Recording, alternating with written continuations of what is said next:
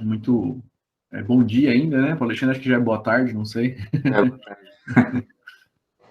Agradecer a tua presença, Alexandre. Muito obrigado por estar aqui com a gente, né?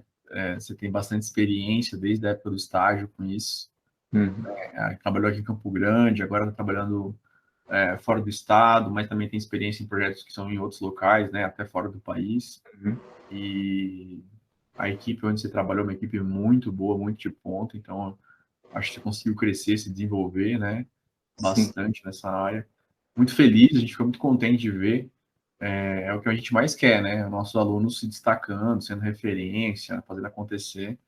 Esse realmente é o nosso grande indicador, né? O seu deve ser perdas ali, mas o meu é esse, né? Então, muito feliz de você estar aqui com a gente. Também sei que você tirar o seu tempo para fazer isso, né? Realmente a agenda é lotadíssima e você para um pouquinho para trocar essa ideia aqui com nossos alunos. Então, te agradeço por isso também. Meia hora do almoço ainda, né? Ontem me ligaram 9h30 da noite porque tinha um vazamento na adutora. Você imagina, 9h30 da noite. A culpa é sua, né? Tem que ir lá resolver. Tem que ir lá resolver.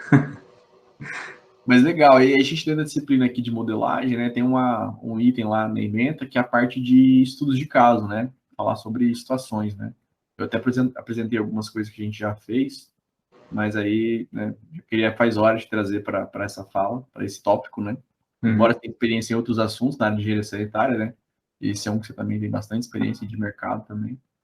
Então vai ser muito bem-vindo a sua palestra. Fica à vontade com relação ao tempo, sabe que dentro da aula a gente tem um bom tempo, né? Mas você fica à vontade para o que achar melhor aí. Peço que os alunos explorem o máximo o Alexandre, não só dentro da questão técnica, mas como é que ele chegou ali, né? Para trabalhar com isso, né? Vocês logo estarão aí no mercado também. Acho que vale a pena, então, a experiência dele, né? Os desafios. Acho que tudo é bem-vindo. Qualquer tipo de informação é bem-vinda, né? Aí, só para fazer uma brincadeira aqui, né? Hoje está o Ronaldo também, que é nosso aluno, mas também é da Águas aqui. Então, depois a gente, né, faz a apresentação e depois a gente fecha um contrato aqui no final da aula junto aí. Tá pertinho de aposentar, dá para trabalhar aí, professor. PPP já tem. Brincadeira à parte aí, mas é só para descontrair mesmo. Mas é verdade, o Ronaldo tá na IGE, então interessante aí. Bom, Alexandre, fica à vontade, o tempo é seu, tá? Fica livre para compartilhar aí a sua tela, a sua apresentação. E muito obrigado, valeu. Vamos lá. Vamos ver como compartilhar a tela aqui.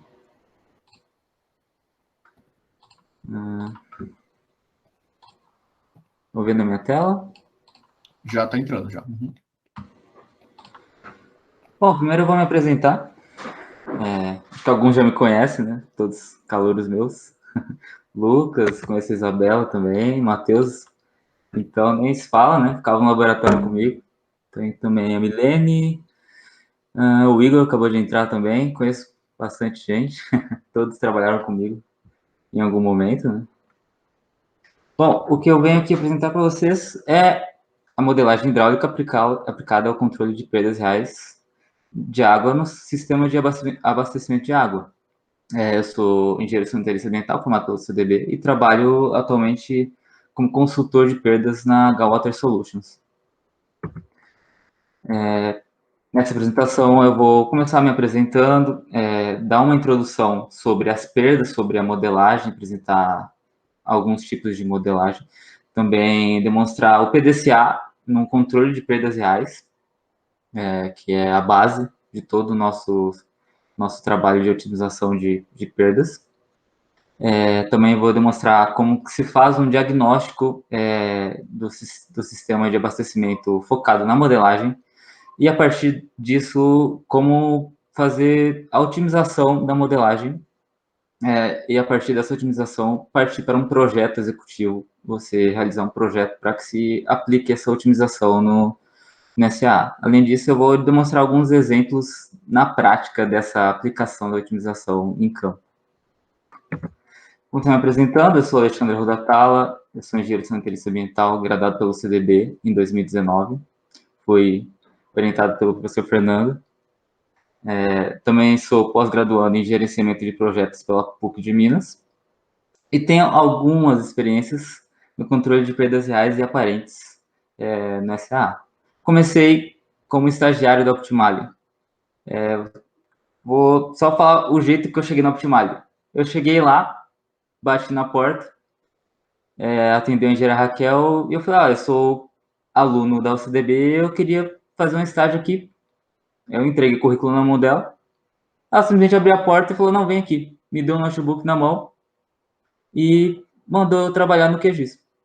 Ela gostou tanto do meu trabalho que um dia depois eu estava trabalhando como estagiário lá. Então, já deixo uma dica aqui para vocês, metam a cara. Não tenham medo, tá?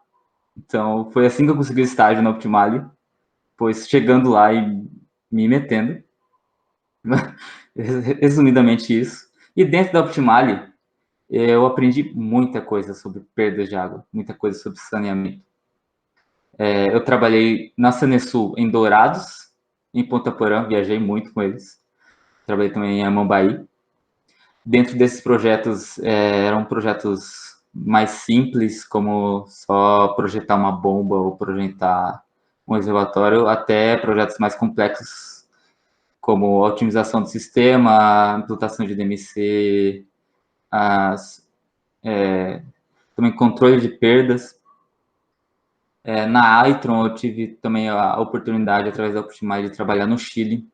Isso tudo como estagiário. Ainda como estagiário. Foi 1 ano e meio dentro da Optimale como estagiário e eu aprendi muita coisa. Dentro da Aitron, pude trabalhar com o pessoal do Chile, que é na região norte do Chile, a ESVAL. Ali eu aprendi muito sobre perdas aparentes, como controlar as perdas em hidrômetros, em fraudes, em clandestinos. Aprendi muito sobre software também, trabalhando no EPANET, no WaterCAD, no WaterGems, trabalhar com estatística. E em agosto de 2019 eu me formei e acabei me despedindo da Optimale. Comecei a trabalhar na Galwater primeiro como projetista de fazer projetos de VRP, macromedidores, DMCs. Dentro da Galwater eu fui, digamos, subindo de cargo até o cargo de consultor. Hoje na Galwater eu trabalho como consultor de perdas reais, trabalhando principalmente com balanços hídricos top-down e bottom-up, que é um dos tipos de diagnóstico do sistema. Você avalia o sistema a partir das perdas. E eu tive a oportunidade, no ano passado, de trabalhar no Chile, na ESBio, pela Galwater, que é uma região mais costeira do Chile. Foi ali também que eu fui forçado a aprender espanhol, porque não só o espanhol do chileno é muito ruim de entender, como também eu tinha que conversar com o cliente, mandar e-mail, fazer chamada de vídeo, ligar. Então, foi muito interessante trabalhar para a ESBio. Trabalhei também na região metropolitana de Belo Horizonte com a Copasa. Um trabalho mais simples, era como se fosse uma mentoria. Eu ensinava os funcionários da Copasa, os engenheiros da Copasa, a como trabalhar dentro do sistema, como otimizar o sistema utilizando modelagem e balanço hídrico. Era um trabalho basicamente como se fosse uma aula. Também foi muito interessante porque eu descobri várias diferenças entre um sistema, até a cultura das pessoas. Eu trabalhei muito com a Sanesul e a cultura da Sanesul é totalmente diferente da Copasa. Então eu aprendi muito também. E o meu principal trabalho, que eu considero o meu principal trabalho, é pela ESAC. A Galwater tem uma parceria com a ESAC e eu trabalho não só para a Galwater, como também para a ESAC. Na ESAC eu trabalho como supervisor de obras, que eu simplesmente, nesse trabalho, eu vejo o que eu projetei sendo aplicado em campo. Eu projetei, eu ajudei a projetar, né? Tem toda a equipe, mas eu ajudei a projetar toda a parte de otimização do sistema, os projetos executivos, e através dessa supervisão de obras eu consigo ver o que eu projetei dentro de campo. Então, para mim, essa é a minha maior experiência, assim, a experiência mais legal de todas. E, assim, na Corsan, eu comecei a trabalhar em 2019, nesse projeto. Eu trabalhava em 13 cidades, você imagina a loucura que era. Eu tinha que viajar pelo estado inteiro, cuidar de obra, cuidar de projeto. Cliente é uma coisa assim de outro mundo, que você tem que atender o seu cliente, não tem o que fazer. E às vezes o projeto já está sendo aplicado no meio da obra, o cliente quer mudar o projeto. Em 2020 foi diminuindo o número de cidades, porque foi terminando os projetos. Atualmente eu só trabalho na região metropolitana de Porto Alegre, que é Canoas, Esteio e Sapucaí do Sul. Esse projeto acaba em junho, mas eu digo para vocês que em 1 ano e meio, dentro dessa supervisão, eu aprendi muita coisa. Você aplicando a obra é muito bom, porque você, na hora de fazer um projeto, você vai saber o que fazer. Você corrige erros pequenos ou erros bobos quando você vê a obra acontecendo. Primeiro eu vou começar essa palestra sobre a modelagem, explicando a vocês o que é perda real, que é o foco dessa palestra. As perdas reais, o que é perda real? A perda real é um vazamento visível, que é aquele que você consegue ver de cara, óbvio, e não visíveis é aqueles que acontecem, mas geralmente você não detecta. Você precisa, por exemplo, de um geofone, que é uma haste de escuta, e só através de equipamentos ou estudos ou softwares você consegue detectar esses vazamentos. Esses vazamentos, eles são causados por altas pressões acima de 40, 50 MSA causam vazamentos, porque a pressão, ela sobrecarrega a tubulação, a distribuição do seu sistema. Redes antigas, redes com mais de 20, 30, 40, eu já achei rede até com mais de 50 anos aqui no Rio Grande do Sul. Por elas serem antigas, elas rompem facilmente. E material de rede obsoleto, esses são os 3 pilares do vazamento. Material de rede obsoleto, como por exemplo cimento amianto, que é que eles chamam de brasilite, ferro fundido, chumbo, já achei chumbo aqui também. Esse material antigo, além de, claro, ser uma rede antiga, um material obsoleto, vou dar um exemplo, ferro fundido, ele não só ele é antigo, como ele também oxida. Isso é um problema, porque estressa a rede e causa os vazamentos. As perdas reais causam um prejuízo financeiro enorme para a empresa. É um problema muito grande para a empresa ter um alto índice de perda real. Já teve cidades aqui que eles produzem, dos 100% do que eles produzem, 60% é perdido em vazamento. Você imagina ter que produzir 100% e perder 60%. Quanto mais vazamentos, menos se consome e mais se produz. Quanto mais você não, na hora de produzir a água, você não sabe se é vazamento ou se é consumo. Você vai produzir para atender a demanda. E vazamento acaba se tornando um problema porque ele, entre aspas, é uma demanda. Então, vou dar um exemplo aqui em Juí, uma cidade aqui no interior, se produzia 600 litros por segundo de água, mas se perdia 300 em vazamentos. Então, imagina o estresse que era no sistema, você perder 50% do que você produz por causa de vazamentos. Além disso, o vazamento ele pode causar contaminação da água distribuída, porque ele entra em contato com o solo, ele pode também ter algum vazamento de esgoto no mesmo local e você contamina a água. O solo pode estar contaminado, pode ter alguma indústria distribuindo esse efluente clandestinamente. Então, os vazamentos reais eles são um problema financeiro e um problema de qualidade de água.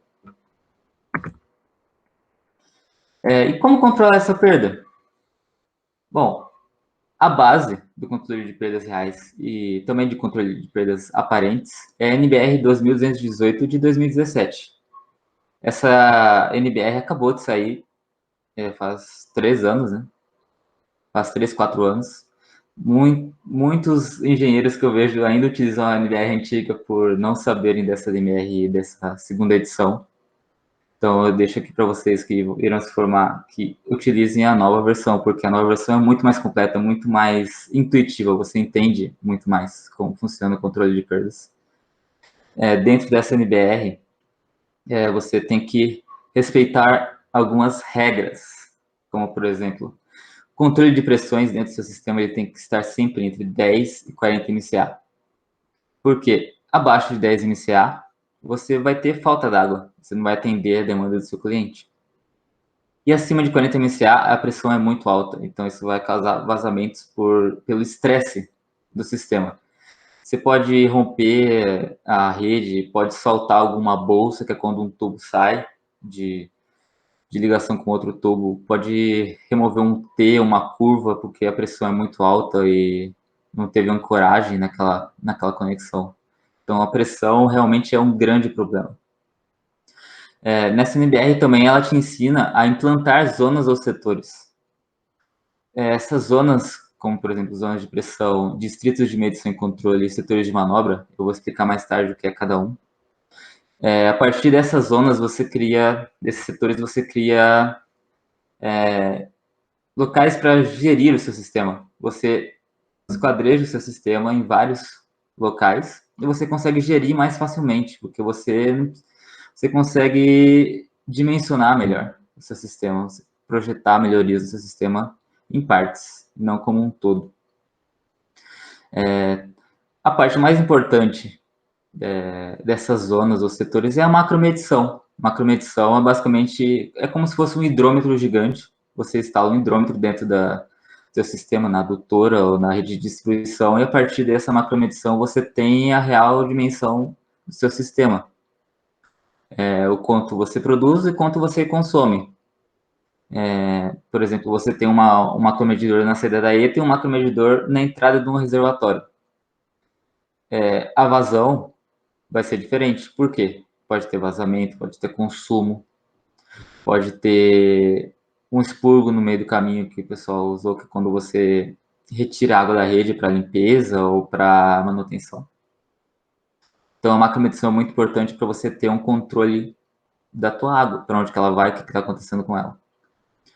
E também, um grande fator para controle de perdas reais é a substituição ou obtenção de redes de distribuição. Essa é a parte mais rentável dos projetos. É o que dá mais dinheiro para as empreiteiras ou que o seu cliente vai acabar te pagando mais.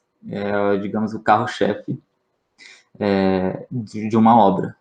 O carro-chefe de um projeto é a implantação de zonas ou setores. O carro-chefe de uma obra é a substituição e implantação de redes. E essa substituição e implantação de redes é basicamente você retirar as redes velhas, com material obsoleto também, e implantar uma rede nova. Aqui no Sul, nós implantamos apenas PVC ou PAD, porque o PVC e o PAD, além de serem mais maleáveis, eles têm uma vida útil maior e também são mais confiáveis. Bom, onde que entra a modelagem nisso? Primeiramente, o que é a modelagem? Modelagem hidráulica é a simulação do sistema de abastecimento de água real dentro de um software.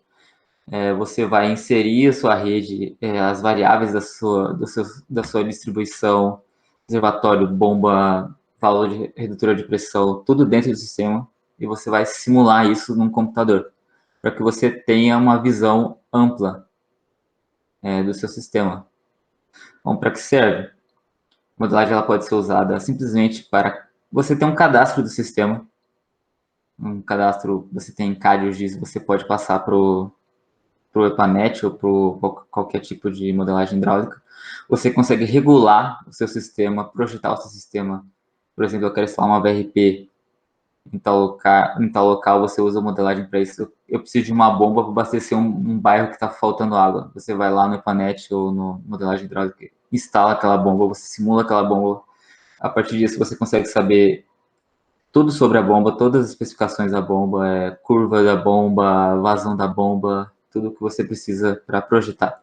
E reservatórios a mesma coisa. Você também consegue monitorar as pressões do seu sistema na modelagem, seja captando dados de campo ou simplesmente olhando no EPANET ou na modelagem hidráulica.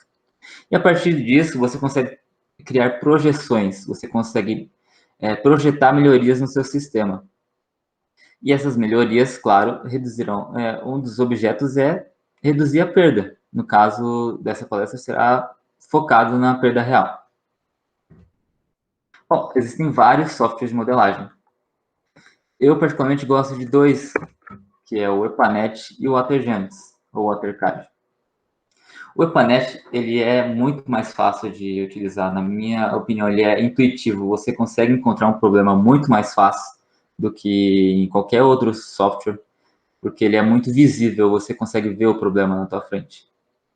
Ele é muito fácil de utilizar e ele é zero investimento, ele é de graça. Então, tanto você quanto seu cliente vai conseguir usar. É bem simples.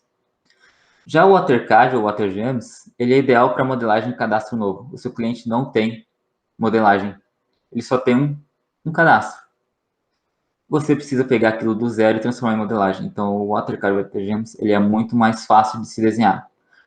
Porque o EPANET, por exemplo, se você cometer um erro, você precisa fechar e abrir. Você precisa fechar o seu EPANET e abrir novamente. Já no WaterGems, você clica Ctrl Z, volta, você consegue corrigir o seu erro. Ele também tem grande quantidade de ferramentas de uso. Você tem o SCADA, que é um tipo de controle em tempo real de pressões e de vazão. Você tem também interpolação, então se você tem dados de consumo, precisa inserir na sua modelagem, ele faz isso automaticamente. Só tem um problema, ele é pago, né? Então, não só como o seu cliente vai ter que pagar para usar também, como você vai ter que adquirir esse programa. Por isso, eu sempre foco no EPANET. Meus trabalhos, eu procuro sempre focar no EPANET porque eu não preciso investir nada nele. E também, ele é muito fácil de utilizar. Bom, qual seria o PDCA para o controle de perdas reais? Nosso foco será no plano. Dentro do plano, existem vários estudos. Para mim, os principais são diagnóstico do sistema e o estudo de otimização. Tem meta, qual que é a sua meta para reduzir as perdas. Tem várias coisas dentro do plano, mas para mim os mais importantes são esses dois. No Do, que é a aplicação da otimização em campo, que é você pegar o seu estudo de otimização e partir para as obras, aplicar isso no campo. Com isso, você parte para o check. Você vai reavaliar o seu sistema, rediagnosticar através de balanços hídricos, índice de perdas. Você define uma meta no plano e no check você descobre ou não se atingiu aquela meta. Se você atingiu a meta, o seu objetivo único agora é controlar as pressões e a estanqueidade dos setores, garantir a continuação do seu sistema como você projetou. Se você não atingiu as metas, o ideal é que você volte ao plan e refaça todo o diagnóstico, estudo e aplicação da otimização de campo, até que você atinja a meta. Nosso foco será no plano. Bom, o diagnóstico do sistema, ele envolve vários tipos de estudos. Característica do sistema, que é você pegar todos os dados disponíveis do teu cliente, do teu município que você está atendendo, que é cadastro, especificação de bomba, especificação de reservatório, locais de VRP, de válvula de retenção, registro, tudo. E sintetizar esses dados, transformar isso em um diagnóstico. Tem também o estudo de previsão populacional, que é muito importante, principalmente para cidades do interior, que sempre estão crescendo, né? Cidades do interior sempre tem espaço para crescer, então você precisa de um estudo de previsão populacional de 5, 10, 15 ou 20 anos, ou mais, depende do que você definiu, que o seu cliente definiu. Também aos estudos de índice de perdas. Com esses índices de perdas, você consegue diagnosticar qual que é o índice de perda de água real ou aparente dentro do sistema. O IPL é um índice de perdas por ligação que define as perdas reais, são um deles. E o IVFU, que é o índice de volume faturado unitário, que define o quanto de perda aparente que está acontecendo no seu sistema. Outro tópico importante também é o balanço hídrico top-down e bottom-up. O balanço hídrico que eu mais trabalho na H-Water. Eu faço basicamente todo dia pelo menos um balanço hídrico top-down ou um bottom-up, porque ele consegue diagnosticar o seu sistema separando do volume de entrada do sistema até as perdas de águas, até o consumo de água. Ele consegue separar isso em vários subtópicos, digamos assim. E o bottom-up, nada mais, nada menos, é a confirmação do top-down. Você faz um estudo dentro de um setor, você mede a pressão do ponto médio daquele setor e a vazão de entrada daquele setor, e a partir disso você confirma os índices obtidos no top-down. Para o estudo de perdas aparentes, eu recomendo o índice de desempenho de micromedição, que você pega várias amostras de vários hidrômetros encontrados naquele sistema, você vai estudar toda a parte de idade, classificação, volume de perdas dentro daquele hidrômetro. Ele é ideal para perdas aparentes. E a base da nossa palestra é a modelagem hidráulica. A modelagem hidráulica é importante para que você crie um projeto, você consiga fazer um projeto e que esse projeto seja aplicável em campo. Como eu disse, o foco é na modelagem hidráulica. E a primeira ação, que seria nesse diagnóstico focado em modelagem hidráulica, seria modelar o sistema. Para modelar o que você precisa. Dados cadastrais. Ele pode vir em CAD, ele pode vir em GIS, ele pode vir em PDF, ou, como já aconteceu comigo, pode vir uma folha. Me deram um caderno, uma grossura, assim, enorme, e eu tinha que pegar folha por folha e passar para o AutoCAD, para depois passar para a modelagem. Ou então, foto. Já me enviaram foto também, porque o funcionário estava de férias e ninguém tinha um arquivo. Eu tive que tirar foto e, imagina, o trabalho que deu você passar isso para um AutoCAD ou para o Planet. Dentro desses dados cadastrais, o que você precisa encontrar?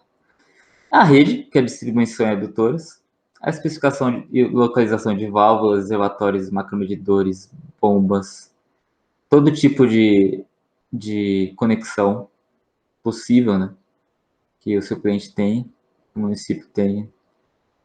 Dados de consumo, dados comerciais, que é consumo, classe do hidrômetro, localização do hidrômetro. Você precisa desses dados porque dentro do EPANET você precisa inserir não só um padrão de consumo, como também você precisa localizar esses consumos e separar eles por nó. Cada nó terá um consumo dentro do EPANET. E também a topografia do terreno. A partir da topografia do terreno, esse é um dos métodos para você criar um setor, uma zona de pressão. Bom, esse aqui é um sistema cadastral de Canoas, aqui no Rio Grande do Sul, que é onde eu moro atualmente. Não só eles nos forneceram o cadastro do sistema, como também nós fomos em campo tirar fotos de todos os itens importantes, como vocês podem ver, reservatório, bomba, ETA, tem tudo. A partir disso, nós criamos vários estudos, que eu já disse anteriormente, e a partir desse cadastro, foi criada a modelagem. Vocês podem ver aqui essa modelagem de Canoas. Tem como colocar um pontozinho aqui. Isso aqui. Aqui se encontra a ETA de Canoas. Isso aqui tudo modelado. Tudo modelado. Da ETA de Canoas, ela abastece essa região da esquerda aqui. Essa ETA Rio Branco, ela abastece todo esse lado direito aqui. Isso aqui tudo é um setor de abastecimento. E aqui tem a ETA Niterói, que abastece todo esse lado direito aqui da cidade. Esse é outro setor de abastecimento. Só tem um problema. Nunca o cadastro ele vem exatamente como real. Então você vai ter que trabalhar muito ainda aqui. Não é simplesmente passar o sistema cadastral para a modelagem. Você vai ter que rodar esse sistema, vai ter que calibrar esse sistema, conversar com o cara da operação, você vai ter que pegar ele pelo braço, vai ter que pegar aquele cara que conhece o sistema ponto por ponto, rede por rede, ele sabe onde passa a rede, ele sabe o local exato na rua, ele sabe onde tem bomba, onde tem rede nova, onde foi fechado o registro. Você tem que pegar esse cara na mão e vai ter que remodelar todo o seu sistema, vai ter que aprimorar o seu sistema. Com isso, com todos esses itens que eu acabei de falar, você entra na calibração da modelagem. O que é calibrar? Você equiparar o seu modelo com o real. Porque simplesmente você passar o seu cadastro, a topografia, o consumo para o seu modelo não é o suficiente. Você dificilmente vai conseguir simular isso de primeira, assim, com uma precisão grande. Por isso você precisa da calibração da modelagem. O que você precisa para calibrar? Você primeiro precisa da definição dos setores de abastecimento. Você, depois de modelar visualmente, rodando o mesmo sistema, você já consegue encontrar alguns sistemas de abastecimento, como eu disse aqui, da ETA, das duas ETAs. Você vai precisar de dados de pressão do campo nesses setores.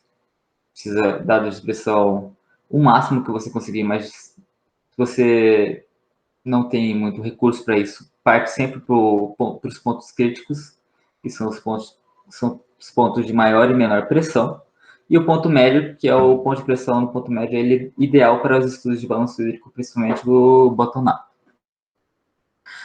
Você também precisa de dados de vazão de campo dos setores. Vazão de saída do reservatório, vazão de saída da bomba. Entrada de setores macromedidos, geralmente não tem macromedidor só na saída da ETA. Tem no meio do sistema. Às vezes tem outro setor de abastecimento que o seu cliente, como por exemplo a Corsan, tem vários reservatórios aqui, como vocês podem ver. Todos esses reservatórios têm macromedição. Então você também precisa desses dados para calibrar o sistema. Com todos esses dados, você insere esses dados no Epanet, calibra o sistema. Por exemplo, você tem uma pressão aqui de 26, mas o teu modelo está aparecendo 30 no real, em campo está aparecendo 26. Você precisa equiparar essa pressão. O que você vai fazer? Vai mexer nos dados, topografia, vazão, consumo.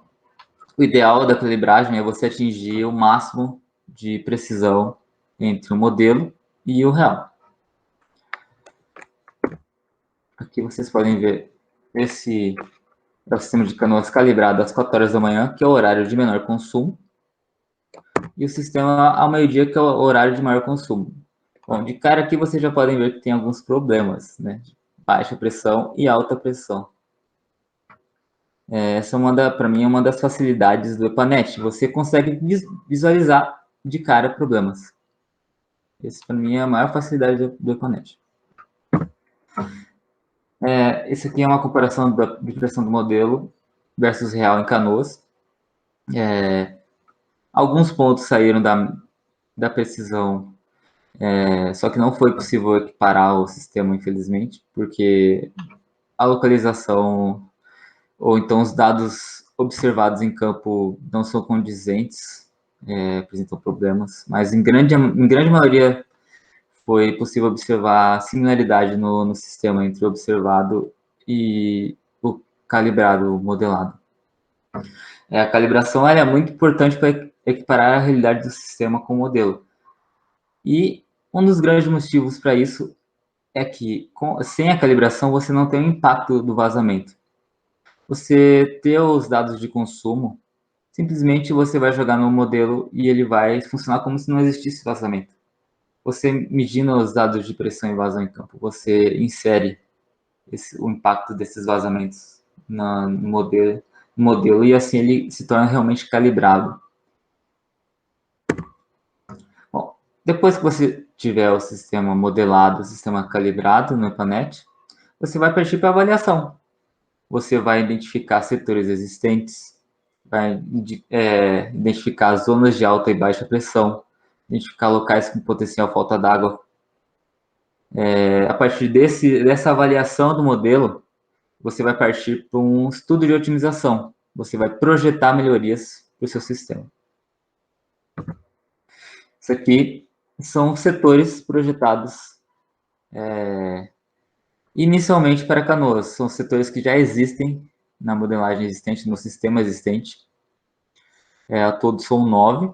8 setores abastecidos por Canoas e 1 por Esteio. Aqui na região metropolitana, as cidades são uma atrás da outra. Não tem divisão. Você está andando de carro, quando eu cheguei aqui, eu não sabia onde eu estava, porque você muda de cidade muito rápido aqui. E essa parte aqui, essa região, ela é Canoas, porém ela é abastecida pela ETA de Esteio, que fica bem aqui na pontinha. Então, mas ela entra como sistema de Canoas, porque essa região aqui é da unidade de operação de Canoas.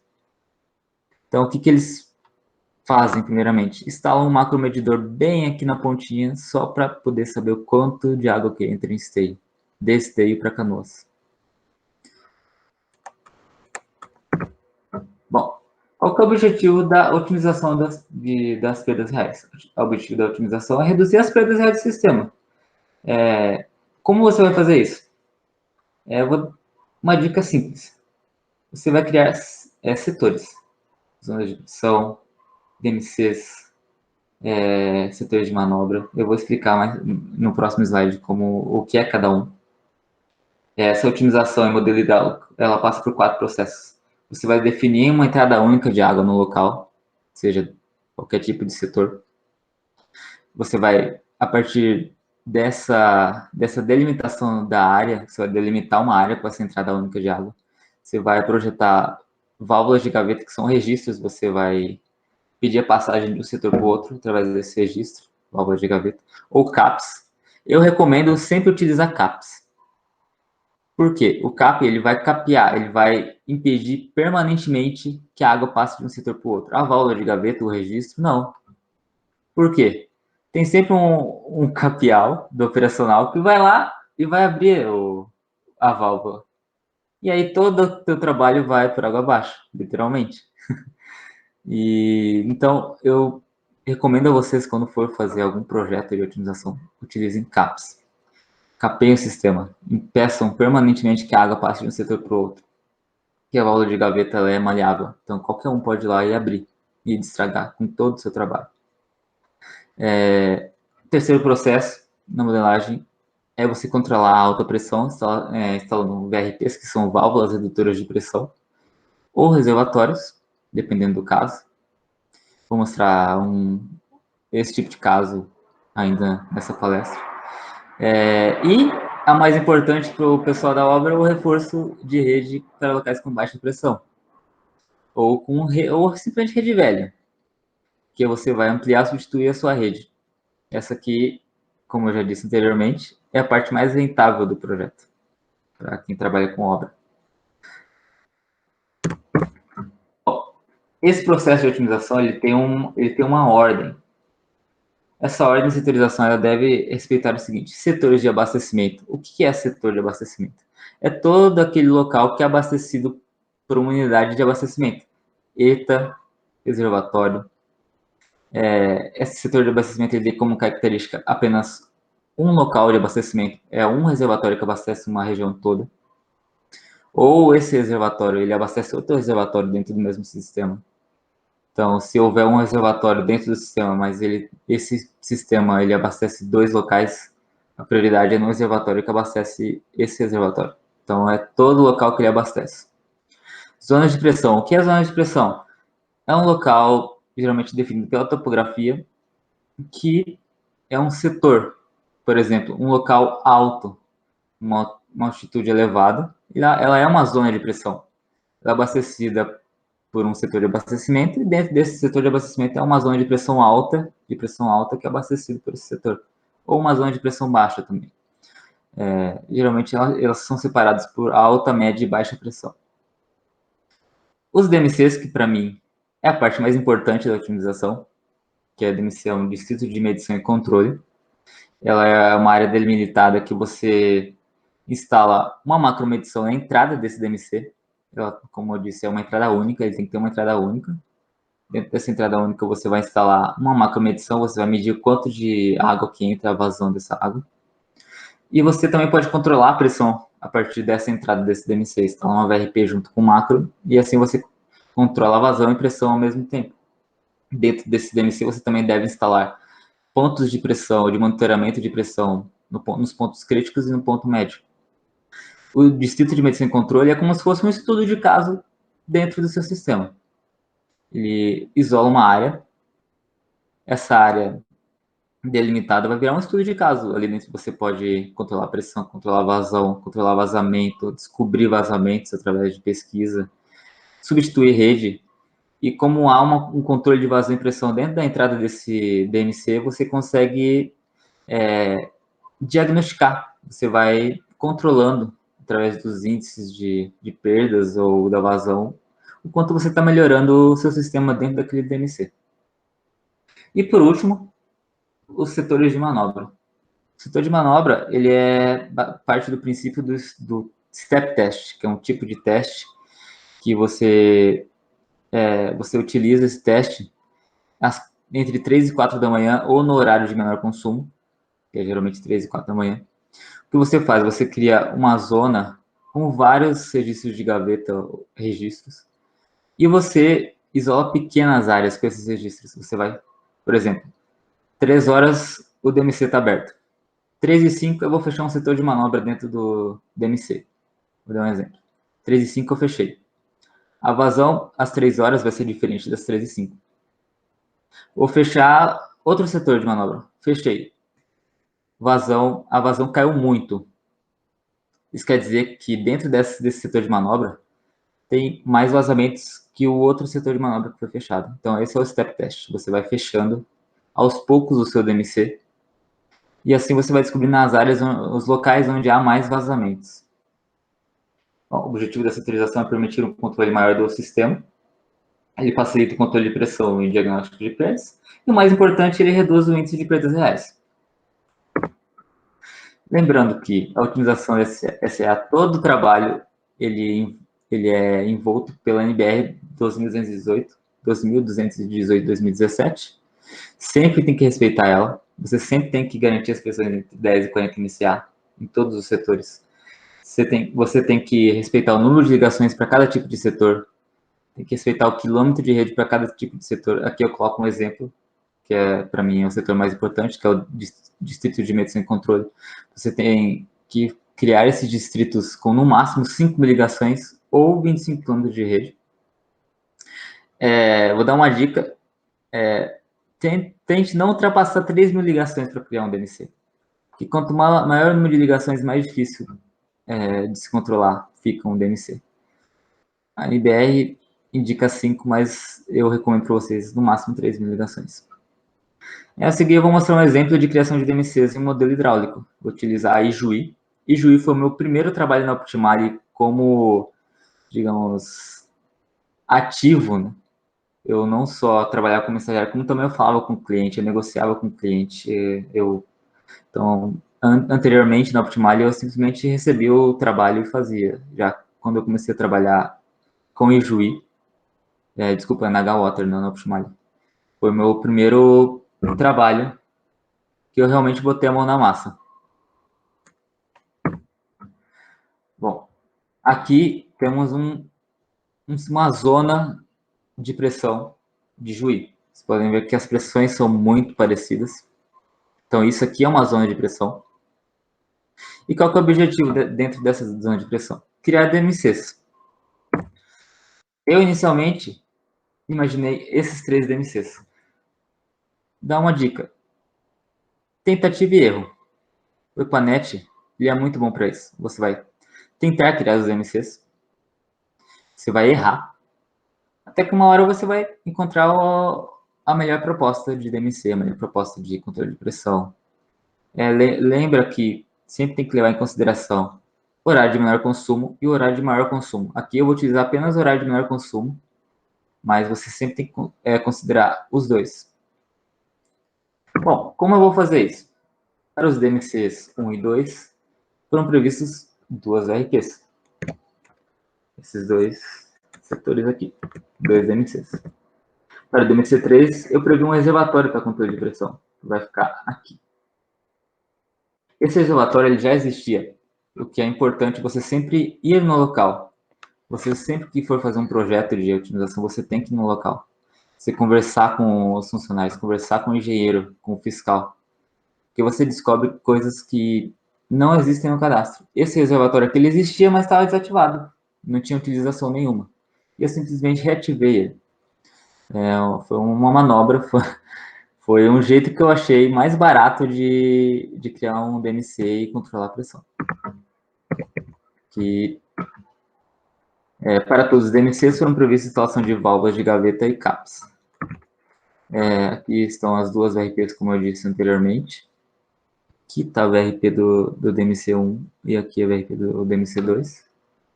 Dentro desses setores, eu isolei essa área aqui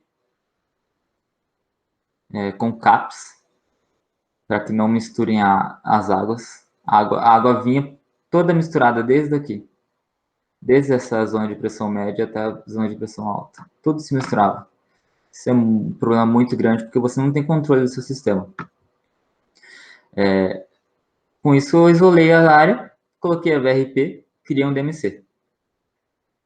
Aqui eu isolei essa área aqui e criei um DMC, isolando com uma válvula, um registro. Não só isso, eu instalei também macros. Em cada entrada, na verdade a entrada é no reservatório. Em cada entrada de DMC, eu instalei um macro, projetei o macro, né, para que você tenha não só controle de pressão, mas também controle de vazão de cada DMC. Bom, isso aqui é como estava antes, essa área, essa zona de pressão. Com a criação dos DMCs e controle de pressão e vazão, eu tenho um resultado muito melhor. Compare aqui, por exemplo. Eu controlei a pressão simplesmente reativando um reservatório de jusante. A água vem direto para o reservatório e volta com uma pressão menor para o sistema. Aqui eu instalei uma VRP com controle de 20, iniciar e saída, e eu consegui controlar boa parte da pressão nessa área. Aqui eu também instalei uma VRP para essa área e eu consegui controlar. Podem ver que existem alguns pontos ainda de pressão alta. Por quê? Porque o consumo é alto nesses locais. Por isso que eu digo que sempre tem que trabalhar com horário de maior e menor consumo. Porque se eu instalasse uma VRP para essa área, durante o dia, durante o horário de maior consumo, eu não atingiria o objetivo. Eu estaria, a pressão abaixo é muito, a ponto de passar de 10 MCA.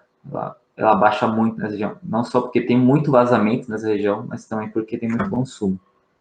Isso aqui é uma área industrial. Toda essa área é uma área industrial da cidade de Juí. Aqui, como vocês podem ver, projeto completo. Eu tive que fazer isso para todo o sistema de Juí. É uma cidade que é pequena. Mesmo assim, eu tive um mês para fazer isso. Foi pouco tempo. Eu tive que trabalhar sábado, domingo, madrugada.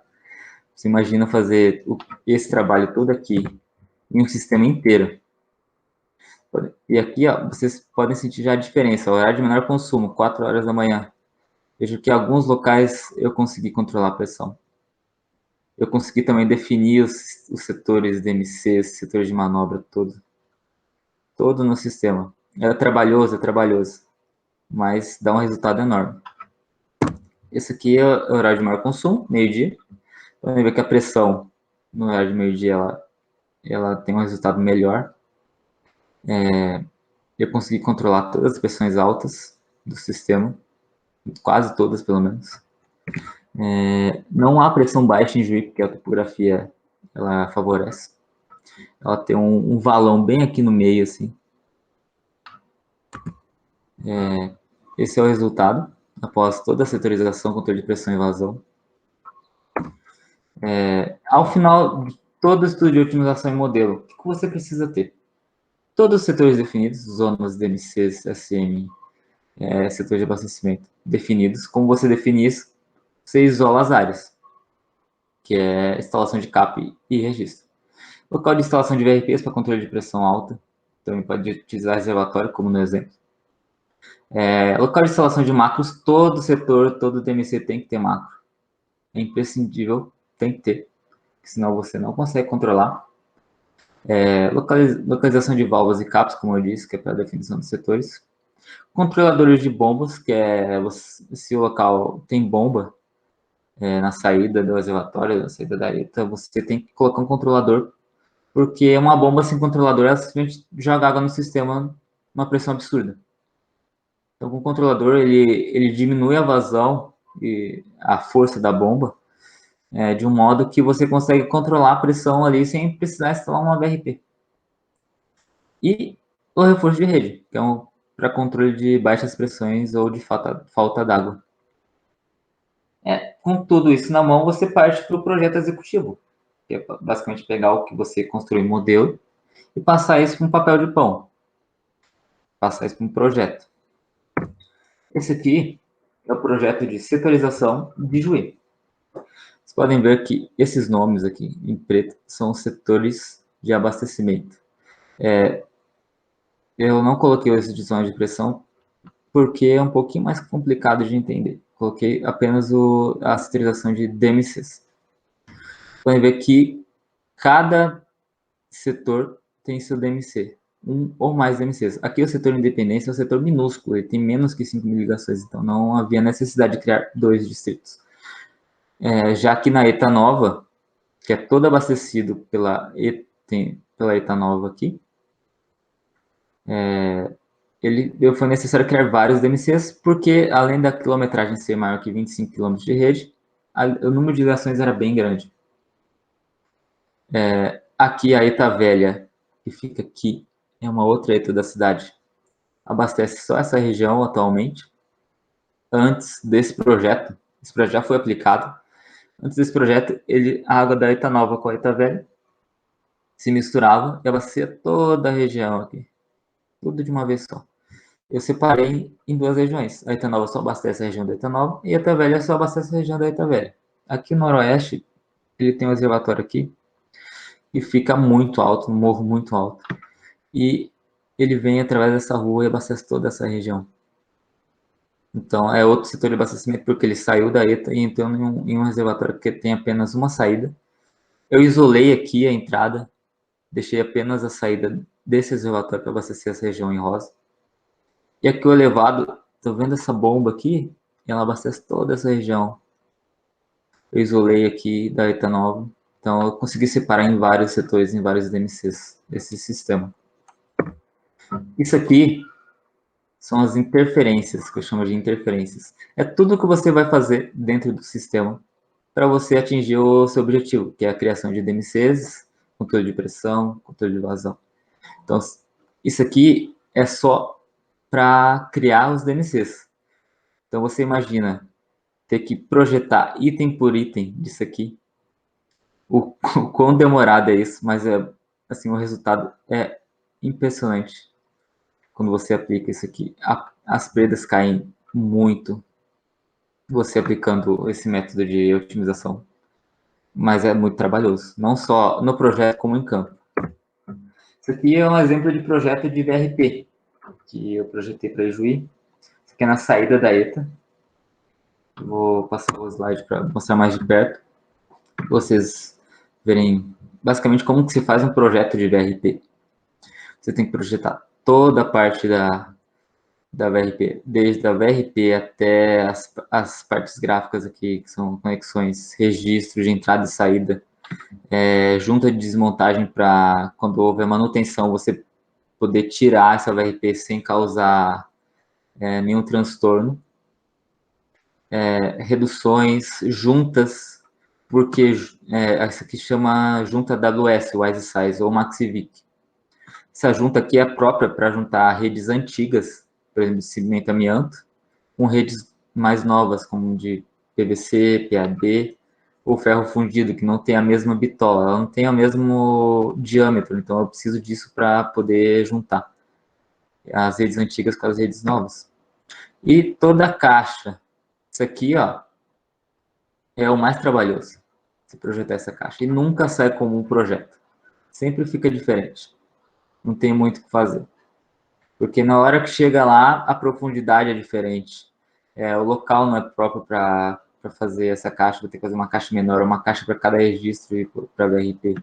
Não vai ser possível colocar um tampão de 600, que é aquele tampão maior, porque é um local digamos, perigoso, então o pessoal vai entrar aqui e vai roubar o cobre que tem aqui na VRP. Então, assim, são várias variáveis que acontecem na hora de aplicar o projeto. Aqui é um projeto de macromedidor. Aqui, no próximo slide, mostra basicamente o que é. Eu vou dar um exemplo simples e rápido de como projetar um macromedidor. No macromedidor, você precisa sempre ter o diâmetro maior antes do macromedidor. Por exemplo, aqui eu coloquei um tubo, o diâmetro é 200. Então, eu preciso de um tubo de 2 metros, que é o 200 dividido por 100. Eu preciso de um tubo de 2 metros antes do macromedidor. Por que isso? Porque o macromedidor ele é muito sensível. Então, eu preciso sempre colocar 2 metros antes para ter o mínimo de interferência possível de peças. E 1 metro depois, que é 200, é a metade do tubo que você colocou anteriormente. E a junta de desmontagem não pode ficar junta do macromedidor, ela tem que ficar no final aqui, do teu tubo menor do macro. O macromedidor tem que ser sempre projetado assim, porque ele é um sistema muito sensível, muito fácil de dar problema, então você tem que ter sempre muito cuidado na hora de projetar e instalar. Já teve casos de instalar o macromedidor, o pessoal falou, amanhã nós voltamos. O pessoal voltou no outro dia, a água estava até a altura da caixa e estragou o macro de 15 mil reais. Enfim, o macromedidor tem que ter muito cuidado. Bom, com isso, você tem o projeto na mão, você vai projetar todo o seu sistema, parte de DMC, instalação de macromedidor, instalação de VRP, reservatório, bomba.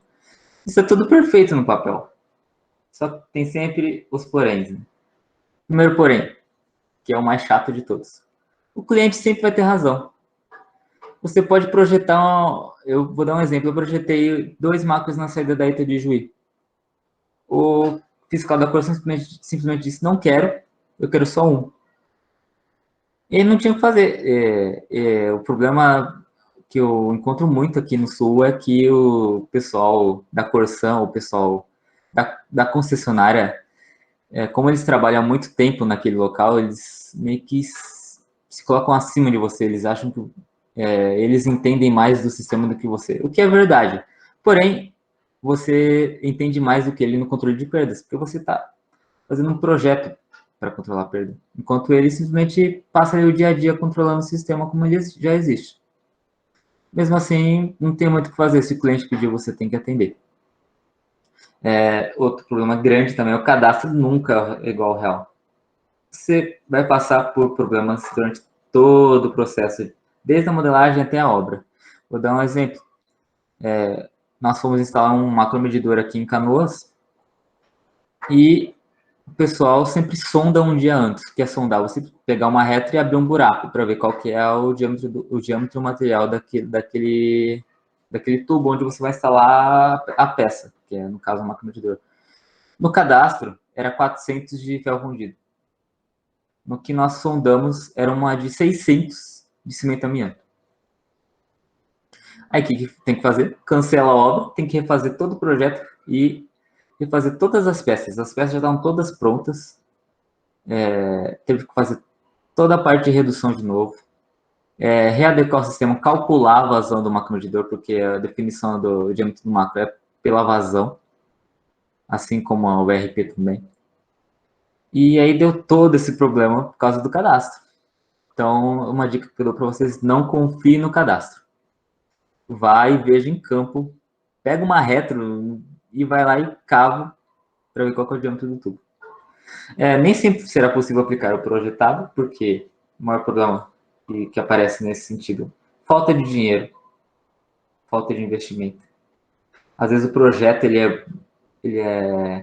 não é aplicável, ele vai custar muito. Então, ou você adequa aquele projeto, ou você simplesmente não faz. O caso, por exemplo, da Serra aqui.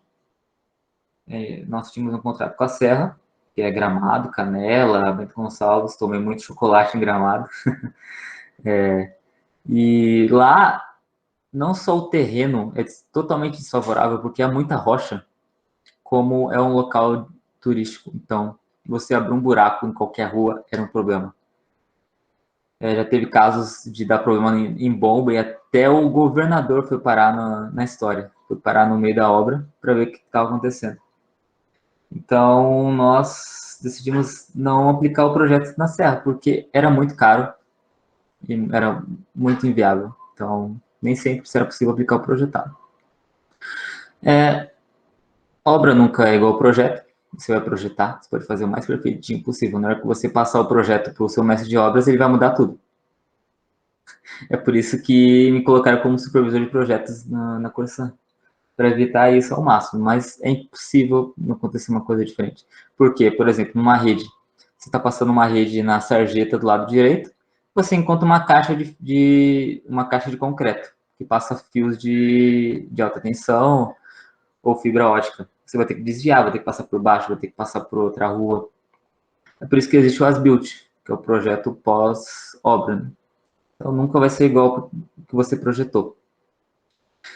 E aplicar um projeto de otimização é caro, super caro.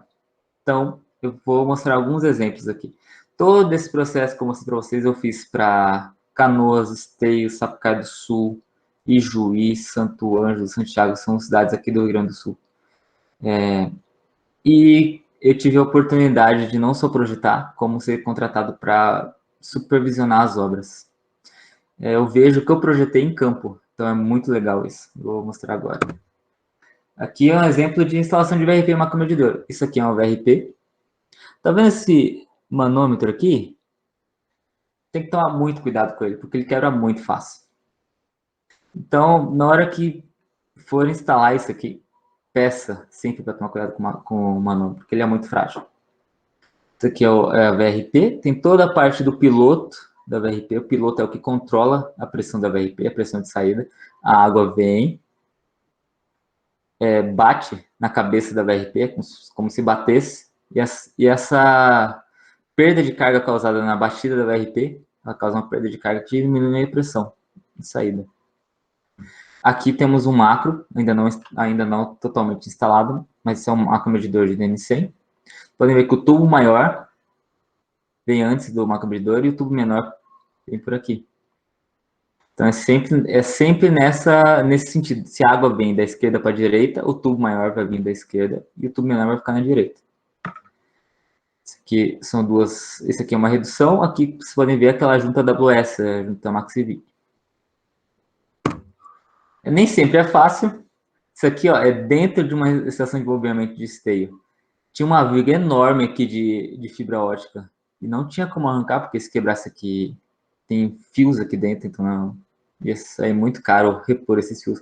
Nós tínhamos que passar por baixo da casa de bomba.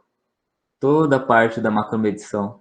Então, imagina o trabalho que deu. Essa aqui é de noite. Nós começamos a trabalhar 8 da manhã. Terminamos 11 da noite, esse serviço. E essa aqui é a parte mais recorrente na obra. Aqui no Rio Grande do Sul chove muito mesmo. Pelo menos uma vez por semana vai chover aqui. Então sempre tem barro.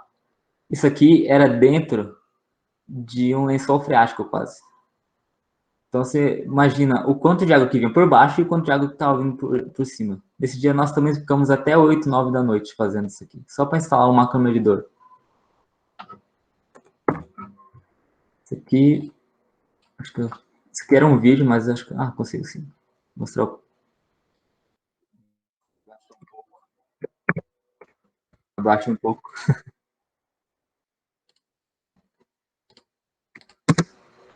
Se você pausar. Esse aqui ele cortando o tubo. Vocês conseguiram ver. Imagina o trabalho que dá cortar um tubo de 400. Isso aqui é cimento amianto. Tudo isso para poder instalar um macromedidor aqui no sistema.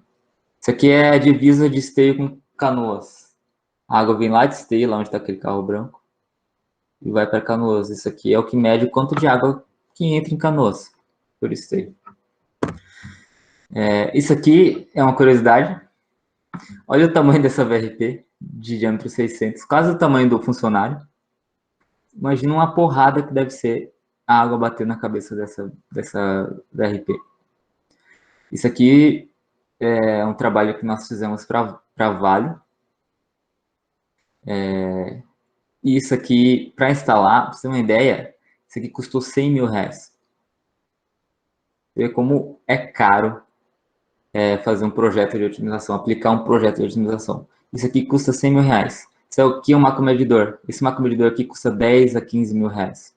Então, é caro você aplicar um projeto de otimização de redes. Bom, pessoal, acredito que vocês tenham gostado. Isso aqui é o site da Galwater, que é uma das empresas que eu trabalho. A Galwater Solutions, que são para contratos de performance, mentoria, consultoria de inteligência, tudo que você imagina em consultoria de controle de perda de águas reais, de perda de água real e aparente. Nós trabalhamos na Galwater Solutions, desde projeto de otimização, modelagem, performance, obras, tudo. E a WaterDB Education Solutions é uma escola de formação profissional para você, por exemplo, tem cursos como o de hoje, de otimização de rede, cursos de balanços hídricos, de diagnóstico, tem Roshinkiri, que é um tipo de estudo para controle de perdas. Então, se você resolver, vou fazer um curso de controle de perdas reais, aqui tem tudo. Inclusive, eu sou um dos professores da WaterDB. Eu dou aula sobre balanços hídricos top-down e bottom-up e modelagem hidráulica. Este é o site da WaterDB. A nossa equipe é composta pelo Mário Baggio, que é o nosso mentor. Ele já foi presidente da Sanepar, já é presidente da ABS, já foi tudo no Paraná. Hoje ele trabalha em São Paulo, em Ribeirão Preto. Eu sou aqui. Temos o Jonathan também aqui da UFMS, que é especialista na parte financeira da perda de água. Então, tudo que envolve dinheiro, ele sabe. Então, por exemplo, o NEP, que é o nível econômico de perdas, ele é especialista nisso. Ele é aqui da UFMS, do nosso estado. E esse é o Davis, que trabalha junto comigo no dia a dia. Ele é, digamos, o meu chefe. Ele é especialista em contrato de performance. E ele sabe de tudo, super inteligente. Então, assim, tudo que vocês tiverem de dúvidas podem perguntar para mim, ou para ele, ou para o Jonathan, para qualquer um dessa equipe aqui, que nós vamos ter o prazer de ajudar. E muito obrigado a todos. Essa foi a minha palestra. Legal, Alexandre. Foi muito bom, ótimo. Obrigado mais uma vez, né? E vou abrir para as perguntas agora. Acho que dá tempo de algumas perguntas. Acho que